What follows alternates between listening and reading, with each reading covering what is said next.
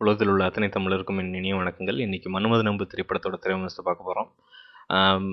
படத்தை வந்து இயக்கியிருப்பவர் ரவிக்குமார், படத்தை தயாரித்திருப்பவர் உதயநிதி ஸ்டாலின்.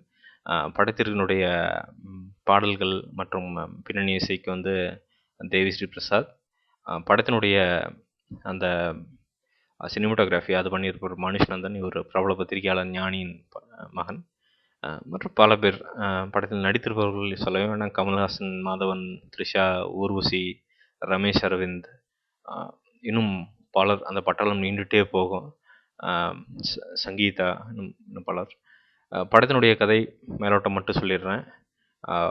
த்ரிஷா வந்து ஒரு பெரிய பிரபலமான நடிகை, மாதவன் வந்து ஒரு பெரிய தொழிலதிபர். இவங்களுக்கு ரெண்டு பேர்த்துக்கு இடையில் ஒரு உறவு மலருது. ஆனால் அதில் வந்து பல பூசல்கள் நிகழுது. அந்த பூசல்களுக்கு இடையில வந்து ஒரு பெரிய சம்பவம் நிகழுது. இது வந்து த்ரிஷாவுக்கு தெரியாமையே வந்து மறைக்கப்படுது. இடையில வர்ற சில பிரச்சனைகளால் வந்து த்ரிஷா மாதவன் விட்டு கொஞ்சம் தூரம் விலகி போகிறாங்க. அந்த விலகி போகிற இடத்துல வந்து என்னென்ன திருப்பங்கள் நடைபெறுது, எப்படி வந்து கடைசியில் என்ன சம்பவங்கள் இதாகி மாதவன் த்ரிஷா ஒன்று சேர்றாங்களா, இல்லை மற்றவங்கெல்லாம், அதாவது மற்ற கதாபாத்திரங்கள்லாம் வந்து அந்த இவங்க ரெண்டு பேர்த்துக்கு இடையில எப்படி வருது, அவங்க எப்படியெல்லாம் வந்து விஷயங்கள் பண்ணுறாங்க அப்படிங்கிறதான் வந்து மொத்த கதை.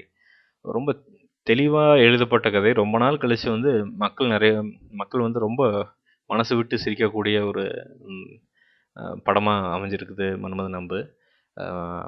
சொல்லப்போனால் வந்து அந்த கடைசி ஒரு 15-20 நிமிடங்கள் வந்து யாருமே வாய மூடுறதா தெரியல. அவ்வளோ ஒரு அந்த சிரிப்பு வெடி கொளுத்தி போட்டிருக்காரு கமல்ஹாசன். பயங்கர மெனக்கெட்டுருக்காங்க. நிறைய வசனங்கள் கூட ரிஹர்ஸ் பண்ணியிருக்காங்க நடிக்கிறதுக்கு முன்னாடி. அதங்காட்டிக்கு வந்து பயங்கர காம்ப்ளெக்ஸான அந்த காட்சிகள் கூட வந்து ரொம்ப ஈஸியாக பண்ணியிருக்காங்க. அது மக்களுக்கு புரியவும் செய்து. முதலாக லைவ் ரெக்கார்டிங் யூஸ் பண்ணியிருக்காங்க போல். அது நல்லாவே வேலை செய்யுது. எந்த பிரச்சனையும் இல்லை மக்கள் கேட்குறதுல. இசை வந்து தேவிஸ்ரீ பிரசாத். பாடல்கள்லாம் வந்து படத்தில் வந்து பின்னி பிணைஞ்சே வருது. ஆனால் அதில் ஒரு சர்ப்ரைஸ் சின்ன ஒரு பாடல்கள் இருக்குது. அந்த பாடலில் ஒரு சர்ப்ரைஸ் எலிமெண்ட் இருக்குது. படத்தை போய் பாருங்கள், உங்களுக்கே தெரியும். அதே மாதிரி வந்து நடித்திருக்குது த்ரிஷா வந்து அந்த வினை தாண்டி வருவாயோட அந்த தொடர்ச்சியாகவே இதை பார்க்கலாம். அவ்வளோ ஒரு சிறப்பான இது வெளிப்படுத்தியிருக்காங்க. அவங்க மேக்கப் போட்டாங்களான்னே தெரியல, ஆனாலும் அழகாகவே இருக்கிறாங்க. ரொம்ப சிறப்பான நடிப்பு, ரொம்ப இயல்பான நடிப்பு. காஸ்டியூமும் சரி, லொக்கேஷன்ஸும் சரி. லொக்கேஷன் வந்து தேவையில்லாத ஒரு இடத்துக்கு போய் தேவையில்லாத ஒரு ஷூட்டிங் பண்ணி மக்களுக்கு காமிக்கணும் அப்படிங்கிறது பண்ணல. அந்த லொக்கேஷன் வந்து சில இடங்கள்லாம் வந்து யூரோப்பில் இருந்தாலும் அது கதையை ஒட்டியே தான் வருது ஒழிய கதைக்கு விலகி எந்த லொக்கேஷனும் இல்லை, எந்த விஷயமுமே வந்து வெளியில் போகிறது கிடையாது. என்ன ஆனால் ஒன்று சில இடத்துல வந்து அந்த காமெடிகள் பண்ணியிருப்பது வந்து ரொம்ப டீப்பாக போகிற இடத்துலலாம் வந்து சில பேர்த்துக்கு வந்து அந்த காமெடி புரிய மாட்டேங்குது, என்ன ஏது அப்படிங்கிறது. இது சகஜம்தான். 90% இருந்தால் 10% புரியாமல் இருக்கிறது சகஜம்தான்.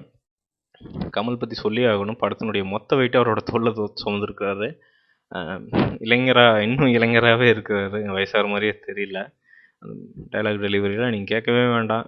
சோகத்துக்கு சோகம், சந்தோஷத்துக்கு சந்தோஷமெல்லாம் நம்ம சொல்லவே வேண்டாம். ஆனால் வந்து என்னென்னா, கமல் வந்து அந்த பேலன்ஸ் வந்து இதில் ரொம்ப நல்லா மெயின்டைன் பண்ணியிருக்கிறாரு.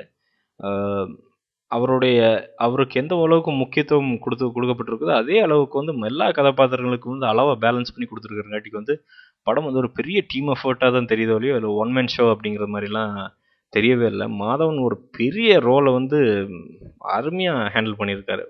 பெரிய ரோல்னு தான் சொல்லணும். ஏன்னா படத்தில் பார்த்தா சிம்பிளாக இருந்தாலும் கமல்ஹாசனுக்கு ஈக்குவலாக மனசில் நிற்கிறது வந்து மாதவனுடைய அந்த கதாபாத்திரம். ஏன்னா அந்த ஹியூமர் வந்து பயங்கரமாக பண்ணியிருக்காரு மாதவன். அதுக்கு ஒரு பெரிய பாராட்டுகள்.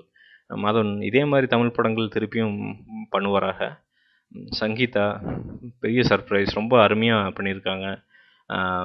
ரமேஷ் வந்து ஒரு சின்ன ரோலில் வர்றாரு, ஆனாலும் நல்லா பண்ணியிருக்காங்க. ஊர்வசி எல்லாருமே வந்து ஒரு அவங்களுடைய அந்த பாத்திரங்களை வந்து நிறைவாக பண்ணியிருக்காங்க.